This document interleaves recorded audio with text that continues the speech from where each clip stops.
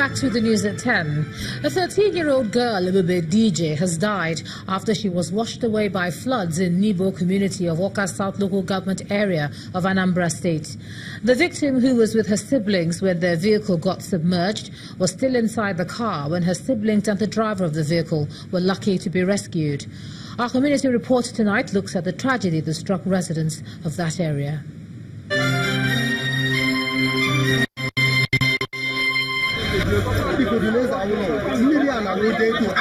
This man cannot believe the tragedy that has befallen him. Unfortunately, he cannot turn back the hands of time to the moment before disaster hit Nibo community in Awka South local government area of Anambra State. If he could, this disaster may not have occurred, but it has.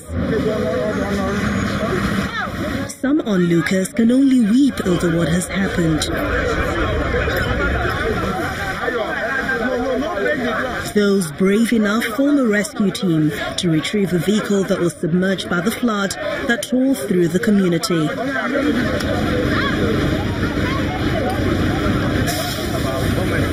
It's a 4-hour operation, and eventually, the white Peugeot with a missionary inscription is pulled out with its victim still inside.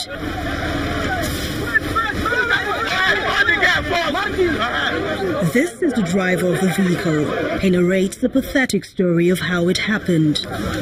We saw this water cover everywhere.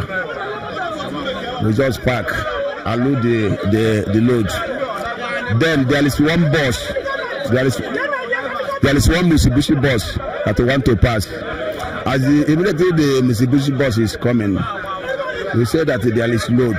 We enter the water. Immediately we enter the water. At the center of the water covered the whole engine, both the inside the motor. The motor broke down. We are 4 in number into the inside the motor. We just stay inside the motor. There is nobody to rescue us. Grief turns to anger as the community turns on the government for neglecting this road, which they say has been a source of controversy for quite some time. Every season like this, around this time, we used to have heavy flood. This place used to overflood, that we can't even go into the community, or people that are going out, they can't come out. You can see what happened today. Let them know that this place is a danger zone. It's a death trap for the community here since life. At the scene is the Commissioner for Establishment, pledging government's action. He reminds residents of their part in the catastrophe. That's why this flood is like this, that people are closing water channels, natural water channels. People are building on channels. What we advise people is that you don't close a natural water channel. So because water channels are closed, all of them are collecting together here. And the little cover they have cannot take the volume. That's why the overflow. But we assure Anambra's people that this will be the last. Although this promise may have been made, the present danger overwhelms it. It is hard to say when or if the community will get over this tragic incident.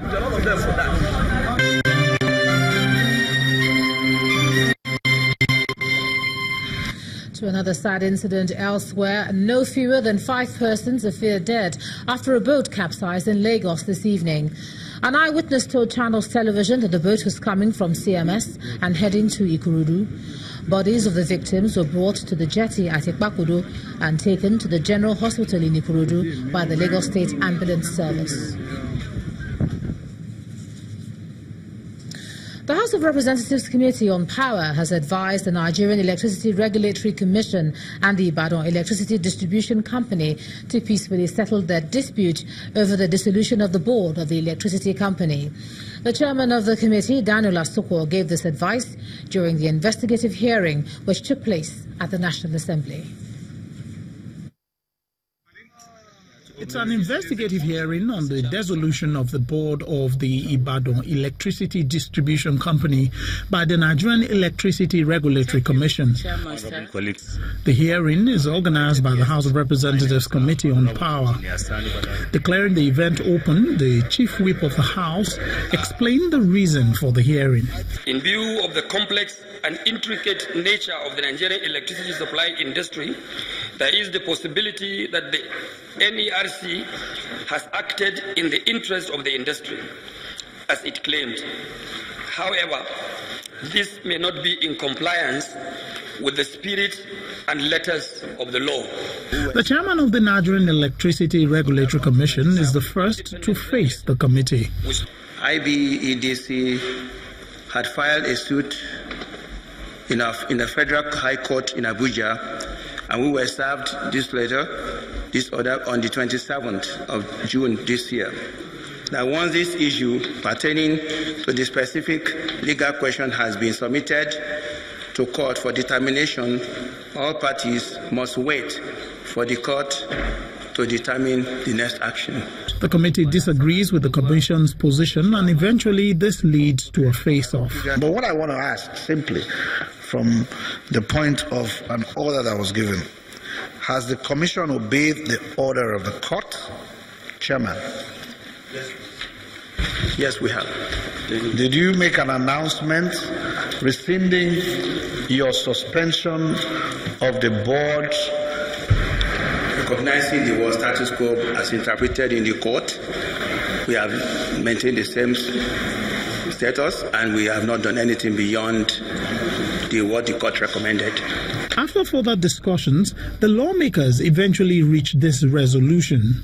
A consent from all parties to obey the court order and look for mediatory measures as provided by NERC, the regulator, to resolve the matters, with, of course, even the appellant being happy with the outcome. This position, according to the committee, is in the interest of the power sector. Lanre Lasese, Channels Television News. The Lagos State Governor, Akinwumi Ambode, has asked the federal government to do everything within its power to revive existing ports in other states to ease the perennial congestion caused by tankers in the Apapa axis of the state.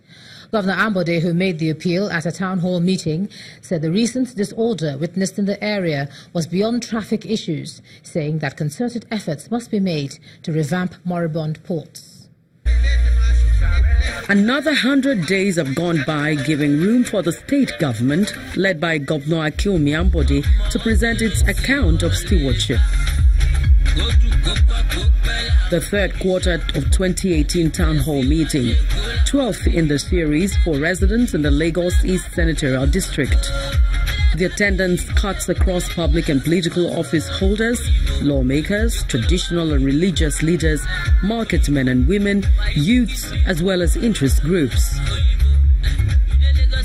As Governor Akinwumi Ambode mounts the podium to address the gathering, when we look at our scorecard, he speaks less of his achievements in the period under review, but focuses on the future development for the zone. We are on track with the airport.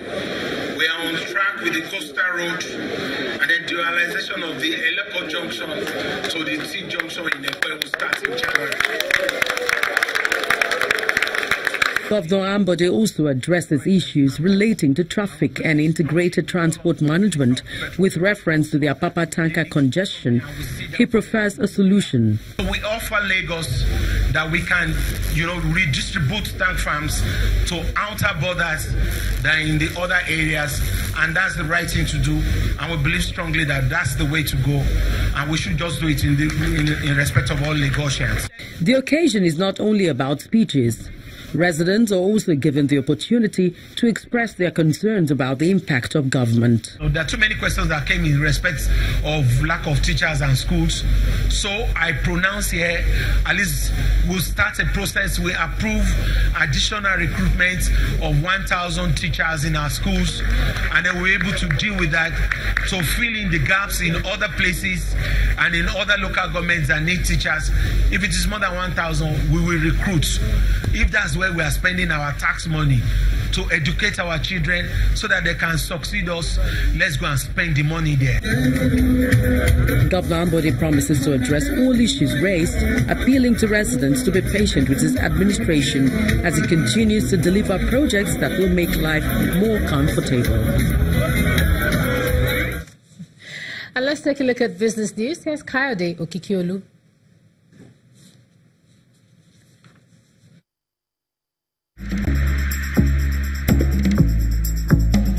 You first. First Bank.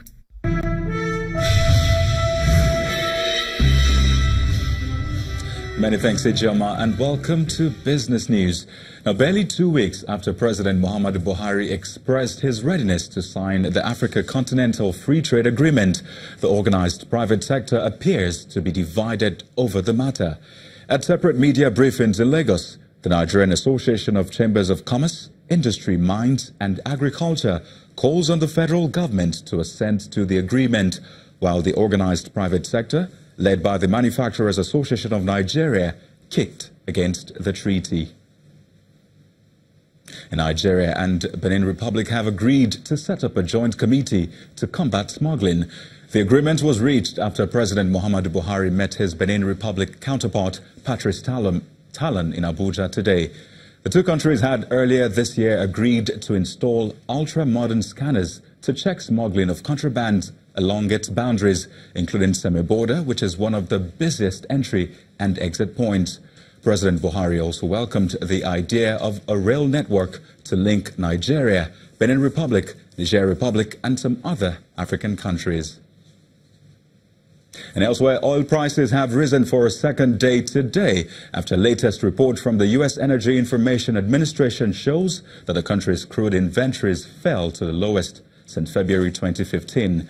According to the government's data, overall, crude inventories fell by 6.1 million barrels in the week to July the 20th, after analysts had expected a decrease of 2.3 million barrels.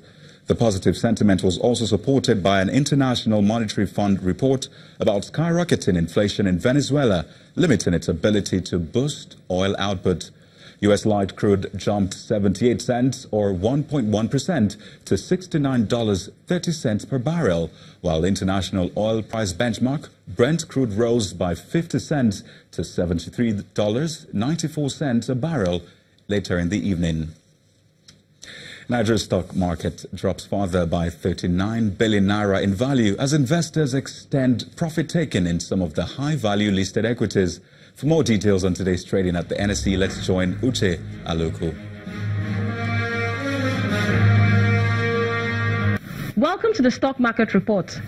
Trading at the domestic stock market ends midweek session in the red, with a further 30 basis points drop in the all-share index due to extended sell pressure by short-term investors. The market's second decline this week follows profit-taking from all major counters except the banking sector, which rose by just 10 basis points.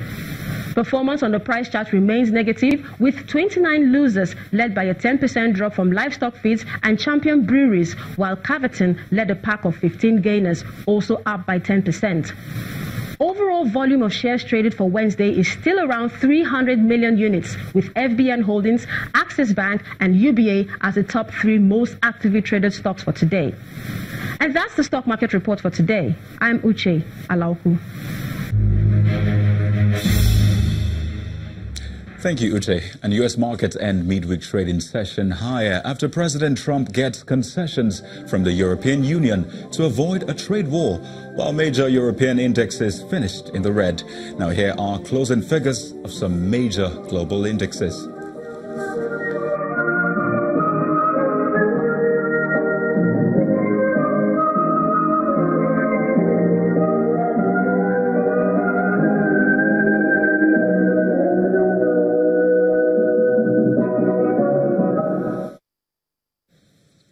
And that's Business News. I am Kayode Okikilu. It's now back to you, Ijeoma.